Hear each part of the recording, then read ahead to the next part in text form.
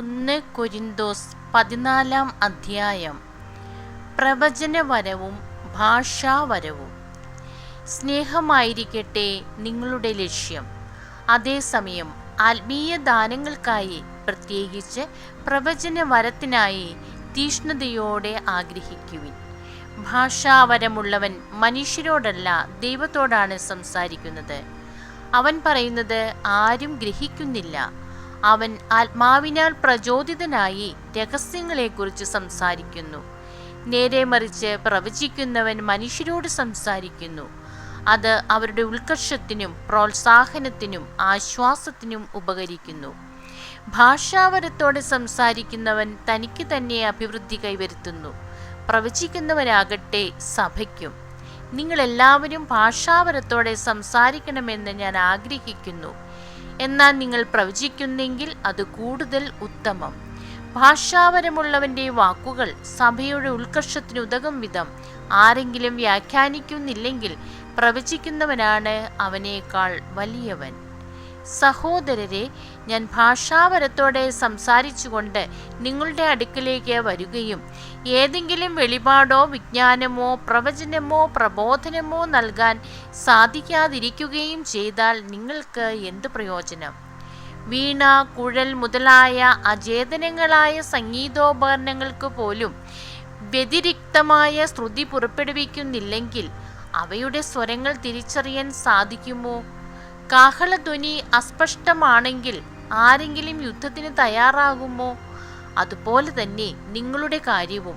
ഭാഷാവരം കൊണ്ട് അവ്യക്തമായി സംസാരിച്ചാൽ ആർക്ക് എന്തു മനസ്സിലാകും? വായുവിനോടായിരിക്കും നിങ്ങൾ സംസാരിക്കുന്നത്. അർത്ഥമുള്ള അനേക ശബ്ദങ്ങൾ ലോകത്തിലുണ്ട്.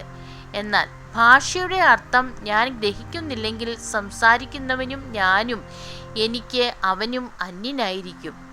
നിങ്ങളുടെ കാര്യവും അങ്ങനെ തന്നെ.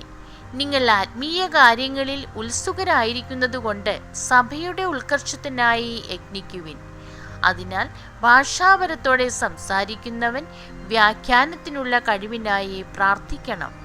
ഞാൻ ഭാഷാവരത്തോടെ പ്രാർത്ഥിക്കുമ്പോൾ എൻ്റെ ആത്മാവ് പ്രാർത്ഥിക്കുന്നു, എന്നാൽ എൻ്റെ മനസ്സ് ഫലരഹിതമായിരിക്കും.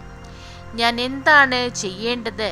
ഞാൻ എൻ്റെ ആത്മാവ് കൊണ്ടും മനസ്സുകൊണ്ടും പ്രാർത്ഥിക്കും, ആത്മാവ് കൊണ്ടും മനസ്സുകൊണ്ടും പാടുകയും ചെയ്യും. നേരെ മറിച്ച് നീ ആത്മാവ് കൊണ്ട് മാത്രം സ്തോത്രം ചെയ്താൽ നിന്റെ വാക്കുകൾ ഗ്രഹിക്കാൻ ത്രാണിയില്ലാത്ത അന്യൻ നിന്റെ കൃതജ്ഞതാ സ്തോത്രത്തിന് എങ്ങനെ ആമേൻ പറയും? നീ ഉചിതമായി കൃതജ്ഞത അർപ്പിക്കുന്നുണ്ടായിരിക്കാം, എന്നാൽ അപരന് അത് പരിപോഷമാകുന്നില്ല. നിങ്ങളെല്ലാവരെയുംകാൾ കൂടുതലായി ഞാൻ ഭാഷാവരത്തോടെ സംസാരിക്കുന്നുണ്ട് എന്നതിൽ ഞാൻ ദൈവത്തിന് നന്ദി പറയുന്നു. എങ്കിലും സഭയിൽ 10,000 വാക്കുകൾ ഭാഷാവരത്തിൽ സംസാരിക്കുന്നതിനേക്കാൾ ഞാൻ ഇഷ്ടപ്പെടുന്നത് മറ്റുള്ളവരെ പ്രബോധിപ്പിക്കുന്നതിന് 5 വാക്കുകൾ ബോധപൂർവം സംസാരിക്കുന്നതാണ്. സഹോദരരെ, ചിന്തയിൽ നിങ്ങൾ ശിശുക്കളായിരിക്കരുത്. തിന്മയെ സംബന്ധിച്ചിടത്തോളം നിങ്ങൾ പൈതങ്ങളെപ്പോലെയും ചിന്തയിൽ പക്വമതികളെപ്പോലെയും ആയിരിക്കുവിൻ. നിയമത്തിൽ ഇപ്രകാരം എഴുതപ്പെട്ടിരിക്കുന്നു: അന്യഭാഷകൾ സംസാരിക്കുന്ന ആളുകൾ മുഖേനയും അന്യദേശക്കാരുടെ അധരങ്ങൾ മുഖേനയും ഞാൻ ഈ ജനത്തോട് സംസാരിക്കും, എന്നാലും അവർ എന്നെ കേൾക്കാൻ കൂട്ടാക്കുകയില്ല എന്ന് കർത്താവ് പറയുന്നു. ഭാഷാവരം വിശ്വാസികൾക്കുള്ളതല്ല, അവിശ്വാസികൾക്കുള്ള അടയാളമാണ്. പ്രവചനമാകട്ടെ അവിശ്വാസികൾക്കല്ല, വിശ്വാസികൾക്ക് വേണ്ടിയുള്ളതും. ആകയാൽ സഭ മുഴുവൻ സമ്മേളിച്ചിരിക്കെ ഓരോരുത്തരും ഭാഷാവരത്തോടെ സംസാരിക്കുന്നതായി അജ്ഞരോ അവിശ്വാസികളോ വന്ന് കണ്ടാൽ നിങ്ങൾക്ക് ഭ്രാന്താണെന്ന് അവർ പറയുകയില്ലേ? എല്ലാവരും പ്രവചിച്ചു കൊണ്ടിരിക്കുന്ന അവസരത്തിലാണ് ഒരു അവിശ്വാസിയോ അജ്ഞനോ അവിടെ വരുന്നതെങ്കിൽ തന്നെ തന്നെ വിധിക്കാനും പരിശോധിക്കാനും ഹൃദയരഹസ്യങ്ങൾ വെളിപ്പെടുത്താനും നിങ്ങൾ അവന് കാരണമാകും. അങ്ങനെ അവൻ സാഷ്ടാംഗ പ്രണാമം ചെയ്ത് ദൈവത്തെ ആരാധിക്കാനും ദൈവം നിങ്ങളുടെ ഇടയിലുണ്ടെന്ന് പ്രഖ്യാപിക്കാനും ഇടയാകും. ആത്മീയ വരങ്ങളുടെ ഉപയോഗം. സഹോദരരെ, ആകയാൽ എന്തു വേണം?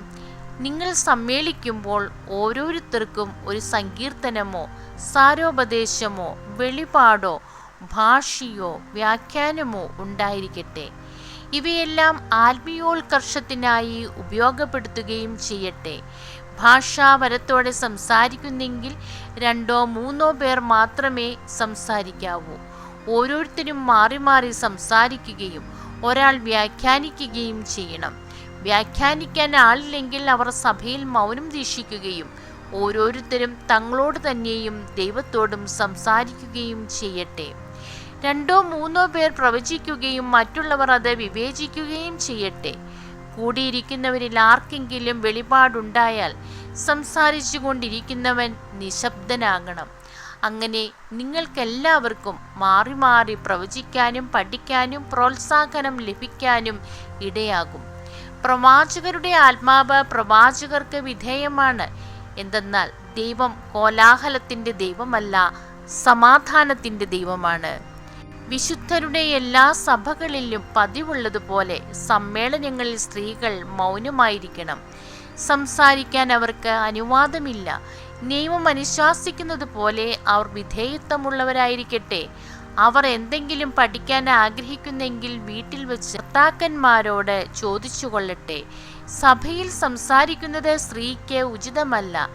എന്ത്, നിങ്ങളിൽ നിന്നാണോ ദൈവത്തിൻ്റെ ഉത്ഭവം? അതോ ദൈവവചനം സ്വീകരിക്കാൻ സാധിച്ചത് നിങ്ങൾക്ക് മാത്രമാണോ? പ്രവാചകനെന്നോ ആത്മീയ മനുഷ്യനെന്നോ ആരെങ്കിലും തന്നെ കരുതുന്നുണ്ടെങ്കിൽ നിങ്ങൾക്ക് ഞാൻ എഴുതുന്ന ഈ സംഗതികൾ കർത്താവിൻ്റെ കൽപ്പനയായി അവൻ അംഗീകരിക്കണം. ആരെങ്കിലും ഇത് അംഗീകരിക്കുന്നില്ലെങ്കിൽ അവനും അംഗീകരിക്കപ്പെടുകയില്ല. ആകയാൽ എൻ്റെ സഹോദരരെ, പ്രവചനവരത്തിനായി തീവ്രമായി അഭിലഷിക്കുവിൻ. ഭാഷാവരത്തോടെ സംസാരിക്കുന്നവരെ നിരോധിക്കേണ്ട. എല്ലാ കാര്യങ്ങളും ഉചിതമായും ക്രമമായും ചെയ്യുവിൻ. ദൈവമേ, സ്തുതി അങ്ങേക്ക് യോഗ്യമാകുന്നു.